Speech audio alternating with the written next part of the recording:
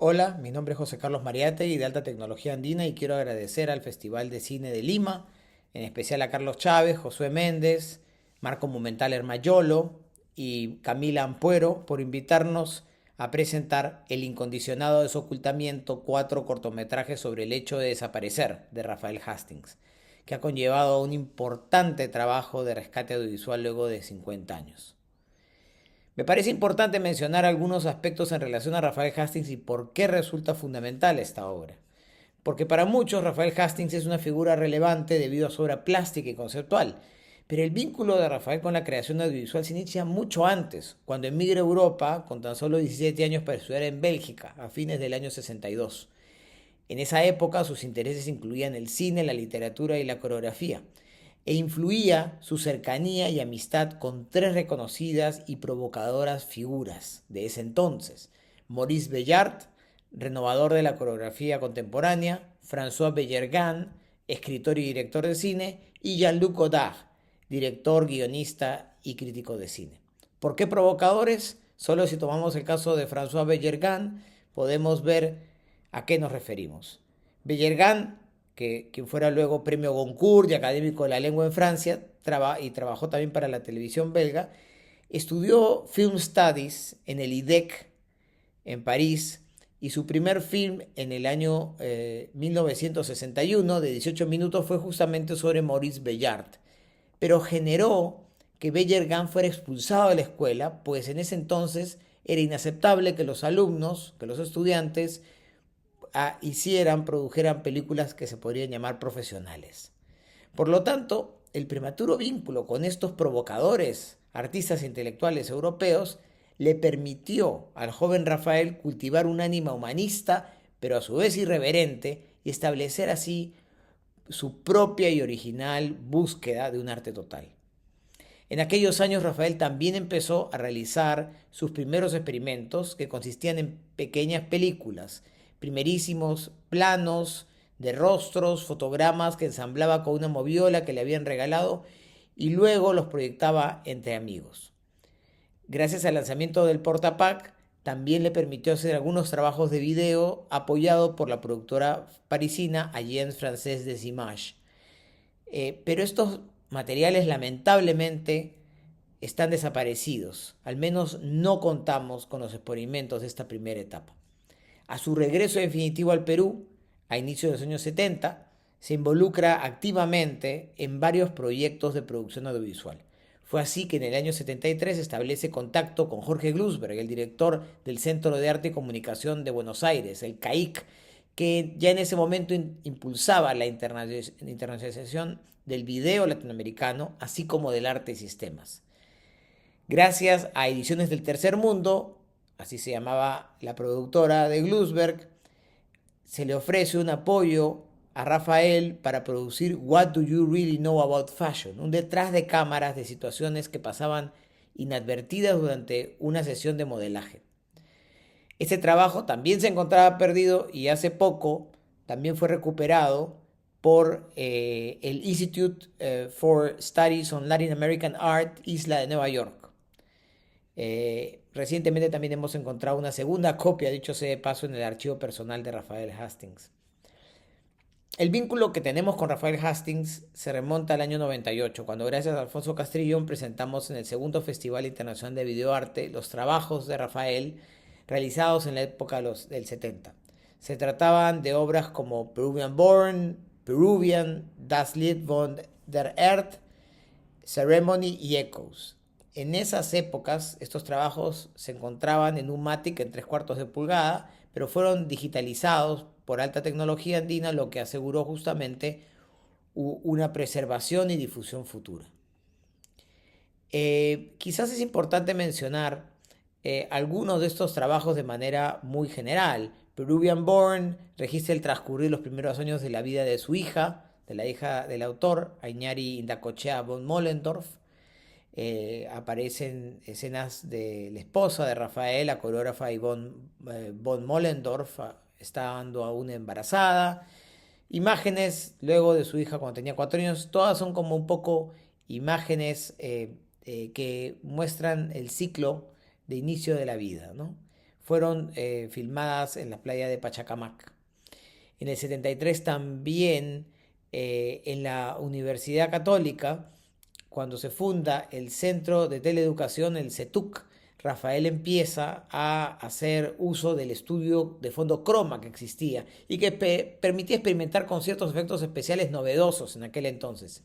Es así como desarrolla trabajos como Peruvian del año 78, donde superpone varias versiones del rostro de su amigo, el músico y percusionista Manongo Mujica, mostrando la multiplicidad de imágenes que pueden derivar del registro de un movimiento desde un mismo punto hacia los 4 puntos cardinales.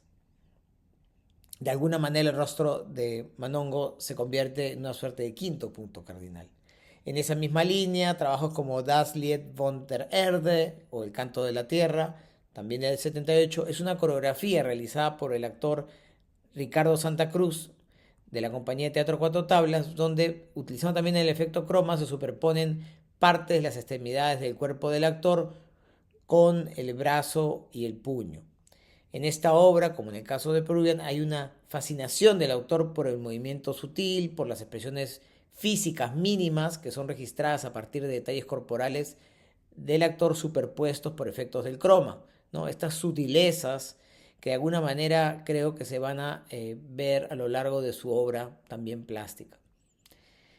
Entonces, estas dos obras fueron parte de una maqueta para desarrollar un espectáculo multimedia en el desierto de Paracas y que permitió producir un video, el video Ceremony, en el año 78, que también busca recuperar el sonido de Paracas, no solo como paisaje y ambiente, sino también rescatando la música de sus pobladores, ¿no?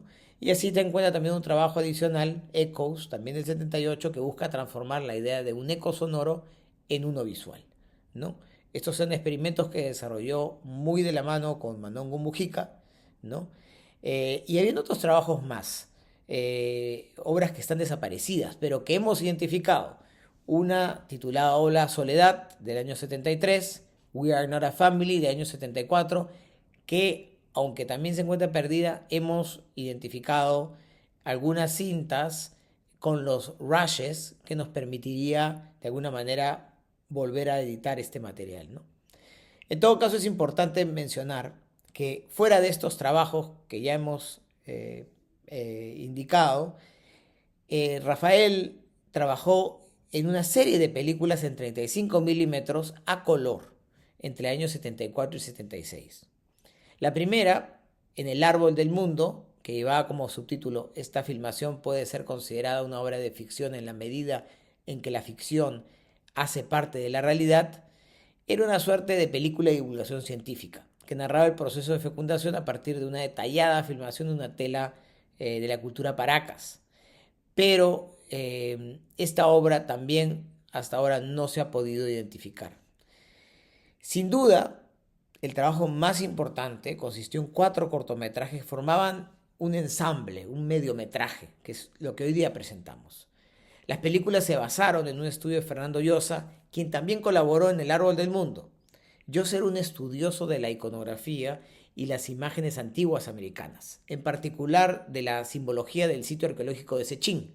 También estudió la iconografía en Chavín de Huántar y en las culturas de Nazca y Paracas, asociándola con la mitología de los cultivadores de maíz que prevalece no solamente en América Latina, sino también en las culturas mesoamericanas, en particular en el libro sagrado de la creación de la cultura maya, el Popol Vuh.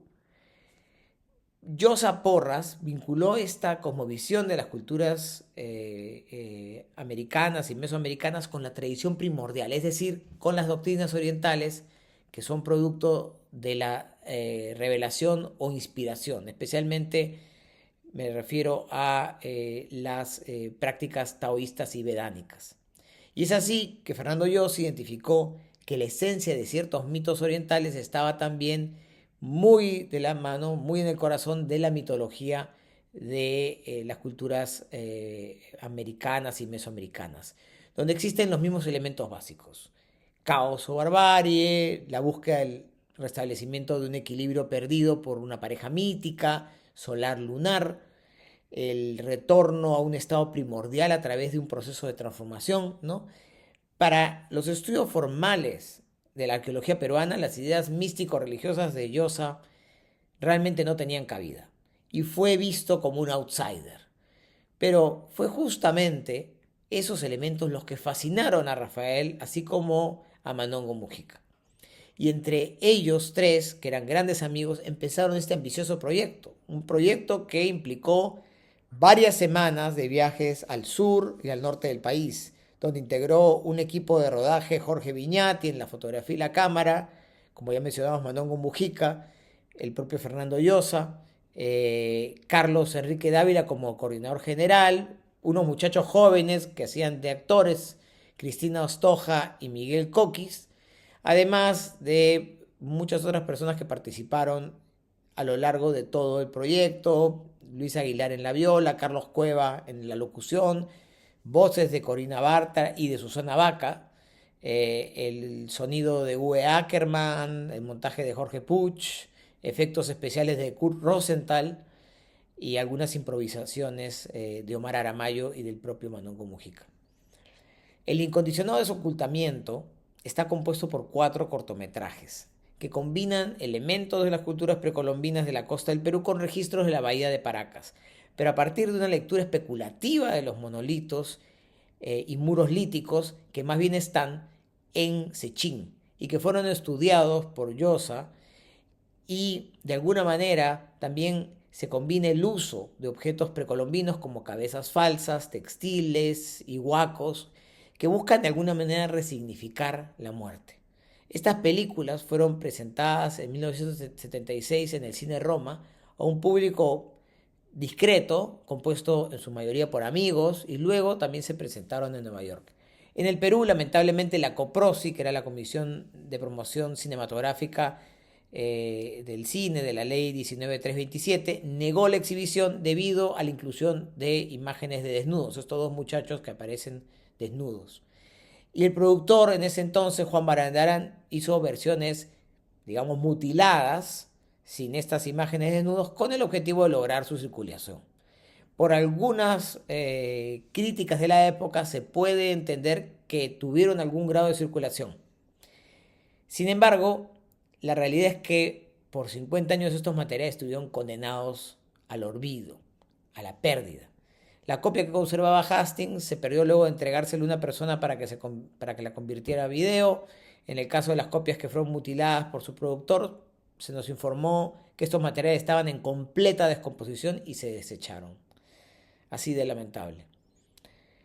A inicios del año 20, a pocos meses antes de la pandemia y pocos meses de que Rafael nos dejara físicamente, en un encuentro con él, en su casa, con Ivonne, su esposa, y con Manongo Mujica, compartió con nosotros el diario de filmación de los 4 cortometrajes. Se trata de un hermosísimo cuaderno con detalles técnicos, notas y acuarelas del paisaje a lo largo del trayecto, a lo largo de la experiencia del viaje. También algunos aspectos, algunas inclusiones metodológicas y comentarios.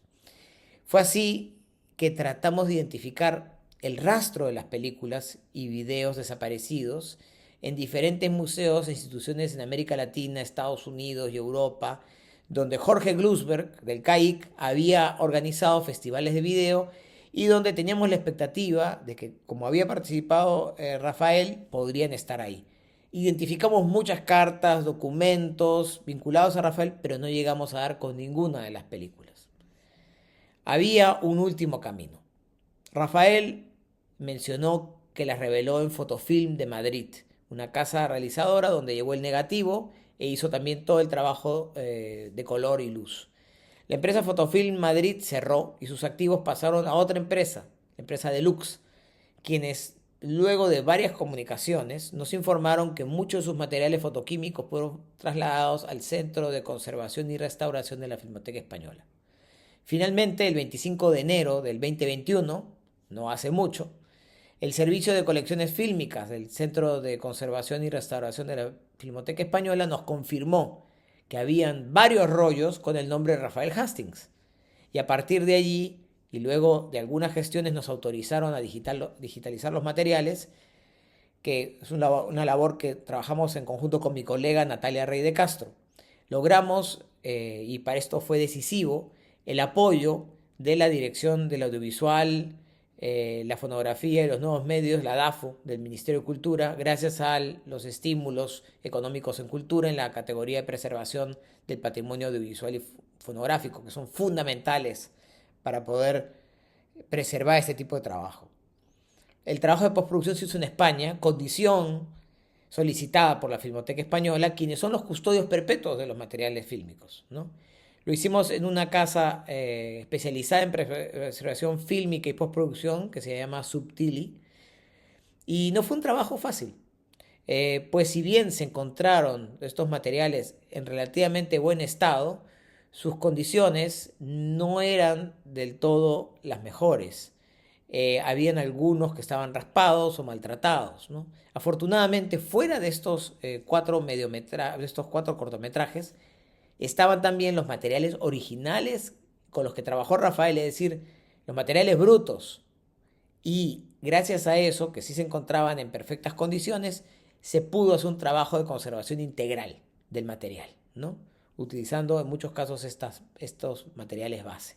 A esto se le sumó sofisticadas técnicas de inteligencia artificial que gracias a Machine Learning permiten reemplazar elementos de algunas tomas y fallas propias incluso de la imagen y que son más eficientes que el tradicional trabajo en rotografía que se acostumbraba a hacer cuadro por cuadro, ¿no? Eh, Luego se hizo un trabajo de colorización de las películas.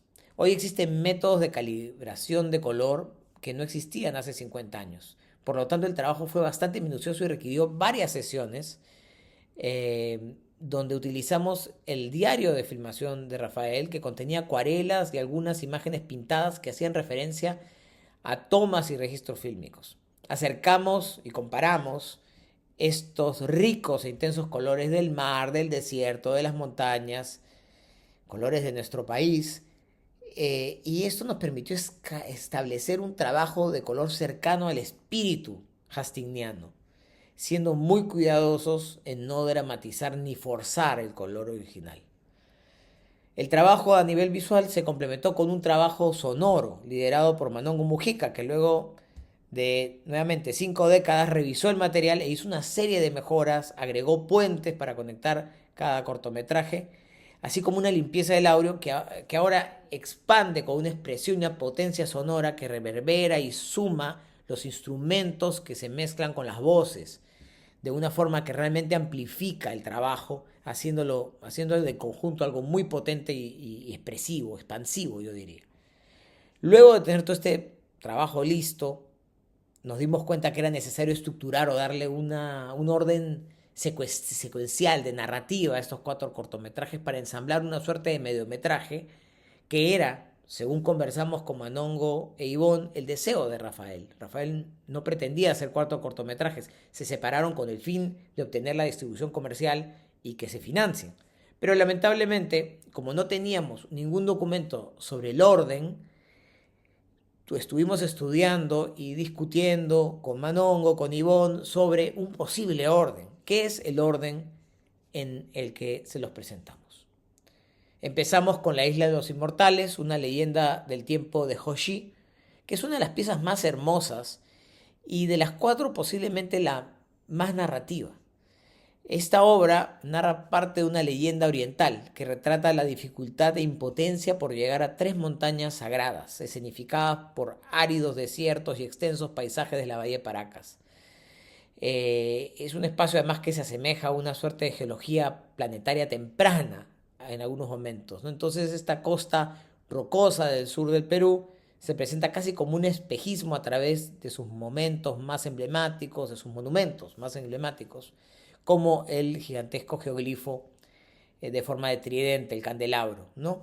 Estos referentes también se combinan justamente con la aparición de 2 jóvenes desnudos que retratan a esta suerte de primera pareja de casados, Foji, el primer emperador de China, y Niu Kua, diosa encargada de la reproducción de todos los seres vivos.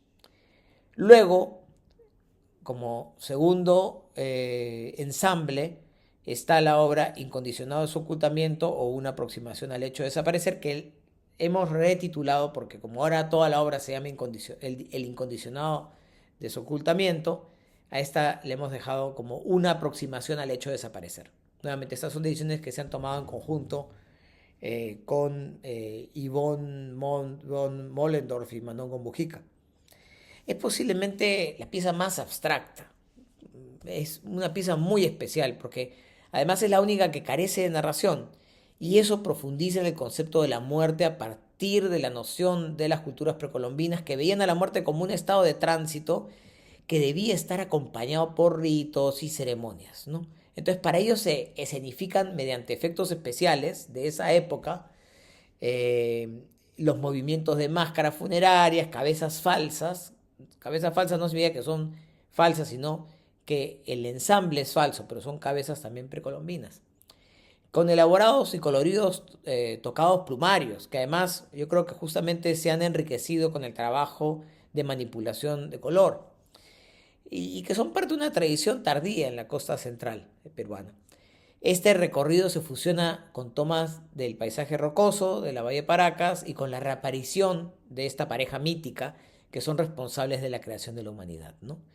El uso de las máscaras funerarias también alude a la forma en cómo los antiguos peruanos definían la muerte. La definían como un acto de trascendencia. La tercera obra que vamos a ver, que es parte de este conjunto narrativo, es Leyenda de dos jardines, de un anónimo documento recogido por Octavio Paz. Este es un trabajo que lleva el sentido de la muerte a un espacio poético y hasta irónico. La cantautora, nuestra cantautora peruana Susana Baca, muy joven en esa época, recita el poema Cuento de dos jardines de Octavio Paz. Se trata de un poema que plantea una sutil comparación entre la cultura occidental y la hindú, con el objetivo de buscar una suerte de reconciliación y alcanzar la convivencia entre estos dos mundos.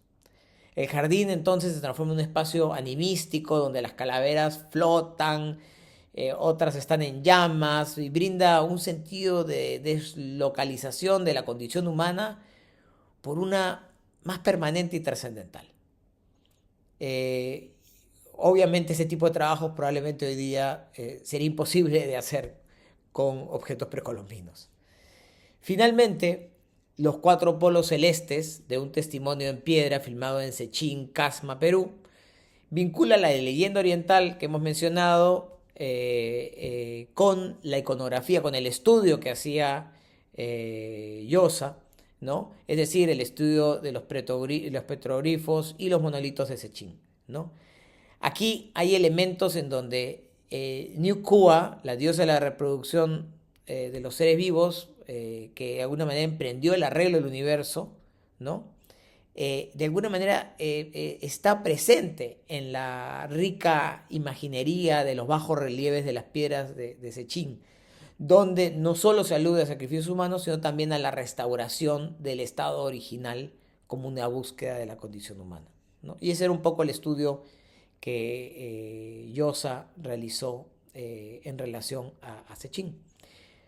Por lo tanto, cuando nos referimos a este trabajo de rescate audiovisual, y con esto quiero un poco terminar, tenemos que entender que no ha sido solamente el trabajo de identificación, de investigación, de digitalización, sino el proceso posterior de postproducción, que ha sido un trabajo creativo, guiados por las notas dejadas por Rafael, por el trabajo en equipo con Manongo, Mujica y von Mollendorf, sumado al equipo de profesionales con muchísima experiencia que nos han acompañado en este trabajo.